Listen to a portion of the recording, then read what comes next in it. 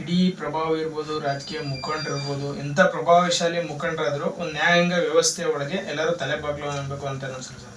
ಒಂದು ವಿಶೇಷವಾಗಿ ಜನಪ್ರತಿನಿಧಿಗಳು, ರಾಜಕಾರಣಿಗಳು, ಹಣ ಇರುವಂಥವ್ರು, ನಾವು ಇಂಥ ಪ್ರಕರಣಗಳಲ್ಲಿ ನಾನು ಹೊರಗೆ ಬರ್ತೀನಿ ಅನ್ನೋ ಒಂದು ಈ ದುರಹಂಕಾರ ಅಹಂ ಇರ್ತದಲ್ಲ, ಇವ್ರಿಗೆಲ್ಲರೂ ಕೂಡ ನ್ಯಾಯಾಲಯ ಎಷ್ಟು ಗರಿಷ್ಠವಾಗಿ ಭಾಳ ಕಠೋರವಾದಂಥ ಶಿಕ್ಷೆ ಕೊಡ್ತಾನಕ್ಕೆ ಈ ನ್ಯಾಯಾಲಯನೇ ಪ್ರತ್ಯಕ್ಷ ಸಾಕ್ಷಿಯಾಗಿದೆ. ಇಲ್ಲಿ ಭಾಳ ವಿಶೇಷವಾಗಿ ಎಲ್ಲೋ ಕರೆಕ್ಟಾಗಿ ಕಲ್ಪಿಟಾಗಿ ಹೋಗೋಂಥ ನ್ಯಾಯಾಧೀಶರು, ನ್ಯಾಯಮೂರ್ತಿಗಳು ಇದ್ದಾರೆ ಅಂತೇಳಿ ಇವರೆಲ್ಲ ರಾಜಕಾರಣಿಗಳು ನಡೀತಾರೆ.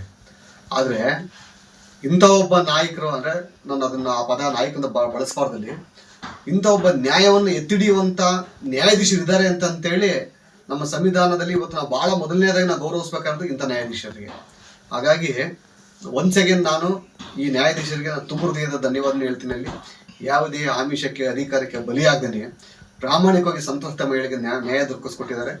ಸೊ ಹಾಗಾಗಿ ಅವ್ರಿಗೆ ನಾನು ಎಲ್ಲ ರೀತಿಯಲ್ಲಿ ರಾಜ್ಯದ ಜನತೆಯ ಪರವಾಗಿ ನಾನು ಧನ್ಯವಾದ ಹೇಳಲಿಕ್ಕೆ ಇಚ್ಛೆಪಡ್ತೀನಿ. ನಾನು ಇಡೀ ಪ್ರಭಾವ ಇರ್ಬೋದು, ರಾಜಕೀಯ ಮುಖಂಡರಿರ್ಬೋದು, ಎಂಥ ಪ್ರಭಾವಶಾಲಿ ಮುಖಂಡರಾದರೂ ಒಂದು ನ್ಯಾಯಾಂಗ ವ್ಯವಸ್ಥೆ ಒಳಗೆ ಎಲ್ಲರೂ ತಲೆಬಾಗ್ಲು ಅನ್ಬೇಕು ಅಂತ ಅನ್ಸುತ್ತೆ ಸರ್.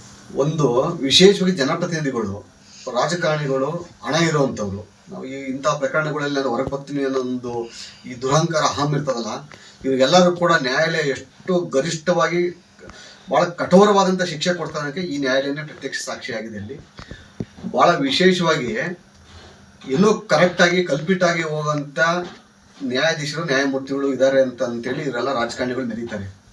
ಆದರೆ ಇಂಥ ಒಬ್ಬ ನಾಯಕರು, ಅಂದರೆ ನಾನು ಅದನ್ನು ಆ ಪದ ನಾಯಕಂತ ಬಳಸಬಾರ್ದಲ್ಲಿ, ಇಂಥ ಒಬ್ಬ ನ್ಯಾಯವನ್ನು ಎತ್ತಿಡಿಯುವಂಥ ನ್ಯಾಯಾಧೀಶರು ಇದ್ದಾರೆ ಅಂತೇಳಿ ನಮ್ಮ ಸಂವಿಧಾನದಲ್ಲಿ ಇವತ್ತು ನಾವು ಭಾಳ ಮೊದಲನೇದಾಗಿ ನಾವು ಗೌರವಿಸ್ಬೇಕಾದ್ರೆ ಇಂಥ ನ್ಯಾಯಾಧೀಶರಿಗೆ.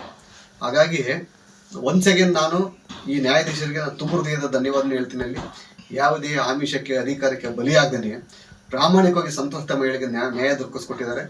ಸೊ ಹಾಗಾಗಿ ಅವ್ರಿಗೆ ನಾನು ಎಲ್ಲ ರೀತಿಯಲ್ಲಿ ರಾಜ್ಯದ ಜನತೆಯ ಪರವಾಗಿ ನಾನು ಧನ್ಯವಾದ ಹೇಳಲಿಕ್ಕೆ ಇಚ್ಛೆಪಡ್ತೀನಿ. ನಾನು ಈ ಪ್ರಕರಣದಲ್ಲಿ ನಾನು ಒಬ್ಬ ವಕೀಲನಾಗಿ ಮಾತನಾಡ್ತೀನಿ. ನನ್ನಲ್ಲಿ ಹಲವಾರು ಅವಕಾಶಗಳಿದೆ.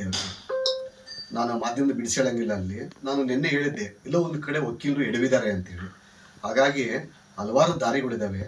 ಈ ತೀರ್ಪಿನ ವಿರುದ್ಧವಾಗಿ ಚಾಲೆಂಜ್ ಮಾಡಲಿಕ್ಕೆ ಹೈಕೋರ್ಟಲ್ಲಿ ಹಲವಾರು ದಾರಿಗಳಿದ್ದಾವೆ. ಕೆಲವು ಪ್ರಕರಣಗಳಲ್ಲಿ ದಾರಿನೇ ಇರೋದಿಲ್ಲ, ಆದರೆ ಇದರಲ್ಲಿ ಹಲವಾರು ದಾರಿಗಳಿದ್ದಾವೆ. ಅಲ್ಲಿ ಮುಂದಿನ ದಿವಸ ಅವರು ಸರಿಯಾದ ಒಳ್ಳೆ ವಕೀಲರನ್ನು ನೇಮಕ ಮಾಡ್ಕೊಂಡ್ರೆ ಇವರಿಗೆ ಅನುಕೂಲ ಆಗೋಂಥ ಅವಕಾಶಗಳು ಕೂಡ ತುಂಬ ಇದೆ.